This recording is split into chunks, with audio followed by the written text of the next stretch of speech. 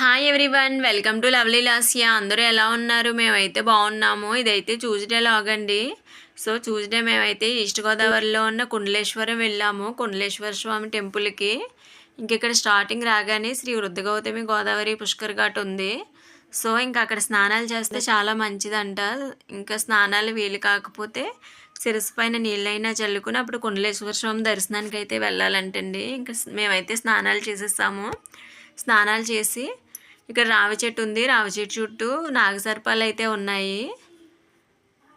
ఆ నాగసర్పానికి ఇక్కడే ఆవు పాలు అమ్ముతున్నారు. ఆవు పాలు తీసుకుని ఆవు పాలు పోసి పసుపు కుంకుమ బొట్లు పెట్టి దీపాలు అయితే పెడుతున్నారు అందరూ. ఒకసారి చూడండి ఇదంతా కూడాను. మేమైతే ఈరోజు కుండలేశ్వరం స్టార్ట్ చేసి 5 టెంపుల్స్ అయితే కవర్ చేసామండి. మార్నింగ్ 9 నుంచి ఈవినింగ్ 6 వరకునే. సో వీడియో మొత్తం స్కిప్ చేయకుండా చూడండి.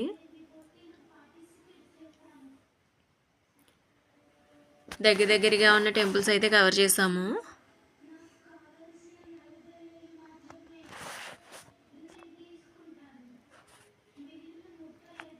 ఇంక ఇక్కడైతే నందీశ్వరుడు శివలింగం కూడా ఉన్నాయండి. ఇక్కడ ఉన్న శివలింగానికి మనమే స్వయంగా అభిషేకం చేసుకోవచ్చు ఆవు పాలతో.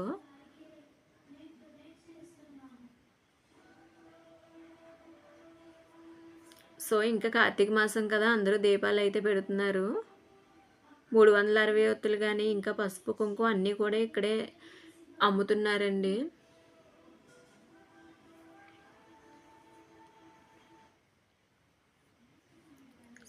ఇంకా శివలింగానికి అయితే పాలతో అభిషేకం చేసాము.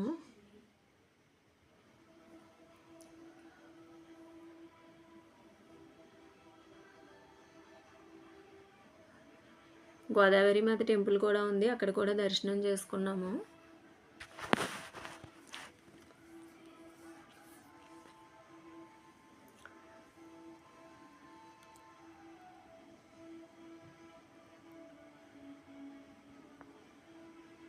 ఇంక ఇక్కడ దర్శనాలు అయిన తర్వాత టెంపుల్ ఇంకా 2 కిలోమీటర్స్ దూరంలో ఉందండి.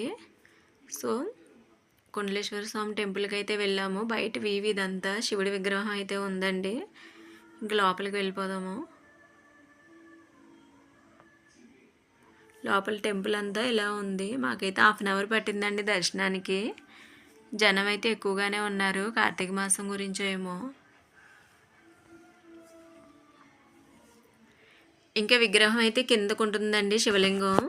సో పైన అద్దం ఉంటుంది, కిందకి చూస్తే శివలింగం అయితే కనిపిస్తుంది. దాన్ని దర్శనం చేసుకుని ఇంక బయటకు అయితే వచ్చాము.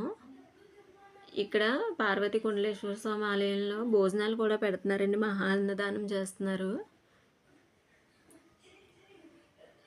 సో ఇంక మేమైతే ప్రసాదం తీసుకుని బయలుదేరాము.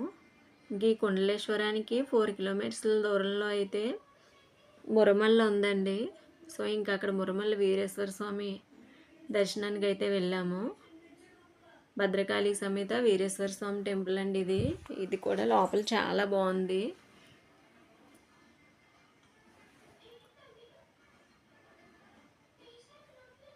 మంగళవారం అవ్వడం వల్ల అంత క్రౌడ్ ఏమీ లేదు. సో దర్శనాలన్నీ కూడా చాలా బాగా అయినాయండి.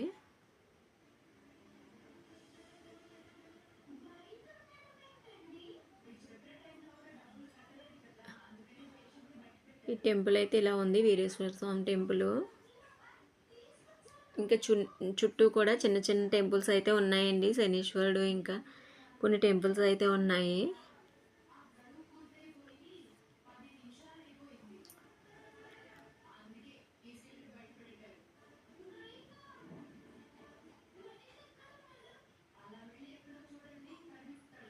ఇంక చుట్టూ మండపం ఉందండి. ఒక పక్కన అయితే అక్కడ స్వామివారి కళ్యాణం జరుగుతుంది.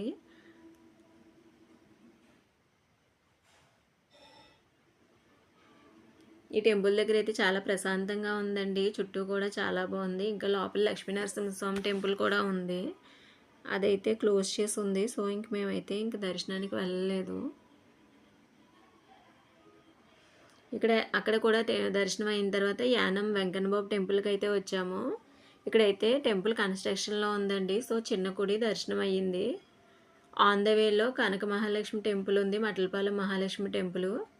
అక్కడ కూడా దర్శనం చేసుకుని ఇంకా కాకినాడకి దగ్గరగా ఉన్న కొవ్వూరు వారాహిమాత టెంపుల్కి అయితే వెళ్ళామండి. ఇక్కడ ఫస్ట్ రాగానే కాళ్ళు కడుక్కొని పసుపు రాసుకోవాలి కాళ్ళకి.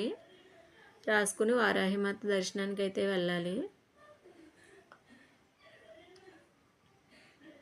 ఈ వరాహిమాత టెంపుల్కి కూడా చాలామంది వస్తున్నారండి. టెంపుల్ చిన్నదే కానీ విగ్రహం చాలా బాగుంది. ఇక్కడ కూడా మంగళవారం శుక్రవారం అన్నప్రసాదం అన్నదానం జరుగుతుందంటండి. సో ఇంక ఈ వీడియో మీకు నచ్చినట్టయితే please like and subscribe our channel. Thank you so much for watching. Bye bye.